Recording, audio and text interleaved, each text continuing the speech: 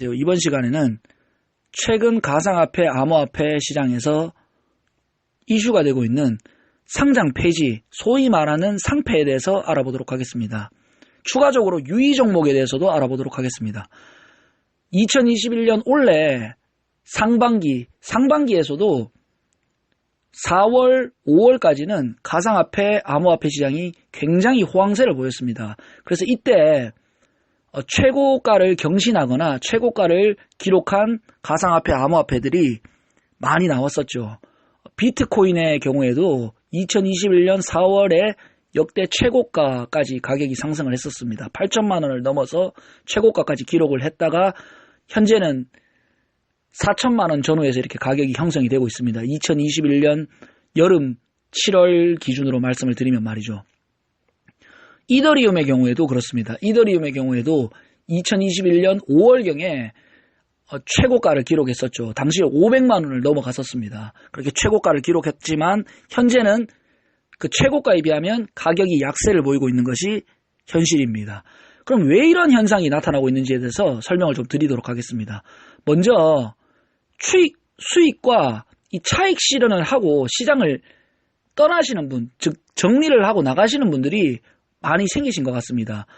그 이유는 2021년 4월, 5월 이때 최고가를 기록하고 이렇게 좀 약보합세, 즉 하락세가 한 2달, 3달 정도 이어지다 보니까 이제는 이렇게 그 차익 실현을 하고 나가시는 분들이 생기는 것 같고, 두 번째는 또 이제 정부에서 앞으로 규제를 하겠다라고 이렇게 언론에 신문에 많이 나오다 보니까 이 투자를 망설이거나 투자를 주저하시는 분들, 그리고 정리를 하고 나가시는 분들이 계시는 것 같습니다.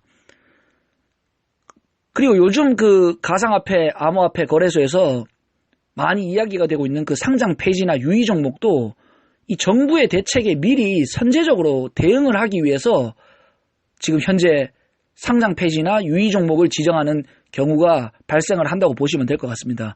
왜냐하면 이 정부에서는 그 개개의 가상화폐, 암호화폐를 규제를 하기가 힘드니까 그 대표적인 거래소들에게 규제를 하려고 하고 있는 것 같은데, 그러니까 그 거래소에서도 정부의 규제가 들어오기 전에 그렇게 문제가 될 수 있는, 향후 문제가 발생할 수도 있는 그러한 암호화폐나 가상화폐는 그 거래소에서 상장을 폐지시키거나 혹은 유의 종목을 지정을 해서 자정, 즉 스스로 정화를 하고 있는 것 같습니다. 그래야지 나중에 정부의 규제나 법적 제재 이런 것들에 대해서 피해가거나 혹은 최소화를 할 수가 있을 것 같으니까 말이죠. 그리고 여기서 또 주의점이 특정한 거래소에서 상장 폐지가 되거나 유의 종목이 지정이 돼서 그 거래소에서 더 이상 거래를 할 수 없게 되더라도 그 가상화폐나 암호화폐를 돈을 환급을 전혀 못하는 방법은 아닙니다. 하지만 그 환급을 하는데 상당히 절차가 까다롭거나 시간이 오래 걸릴 수도 있고, 혹은 그 암호화폐가 가치가 없어지거나 상당히 낮아지게 되면 거의 수익이 발생하지 않거나 환급되는 금액이 거의 발생하지 않을 수도 있다는 점에서 그러한 부분은 투자자 개인이 본인이 스스로 주의를 하셔야 됩니다. 그리고 물론 돈을 특정한 거래소에서 상장 폐지나 유의 종목이 지정이 됐다고 해서 무조건 못 찾는 것은 아니지만 상당히 시간이 오래 걸리거나 찾는데 굉장히 번거로울 수 있다는 점을 기억을 하셔야 될 것 같습니다.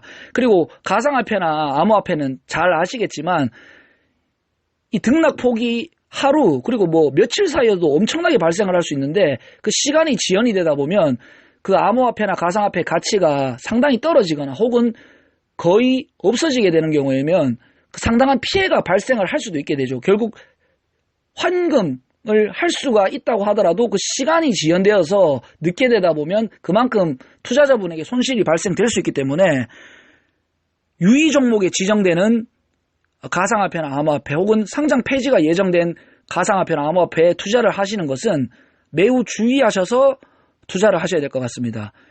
제가 여기서 드리고 싶은 말씀은 그 투자 여부의 책임은 본인에게 있고 투자자 본인이 스스로 신중하게 그 자신의 경제 포트폴리오 등을 생각을 해보시고 투자 여부를 결정하라고 조언을 드리는 것입니다. 참고용 자료로만 들어주시고 그 정확한 정보는 향후 정부 정책의 발표나 이런 것들을 언론이나 뉴스에 나오는 기사 등을 참고하시기 바랍니다. 좋아요와 구독 버튼 눌러주시면 감사하겠습니다. 고맙습니다.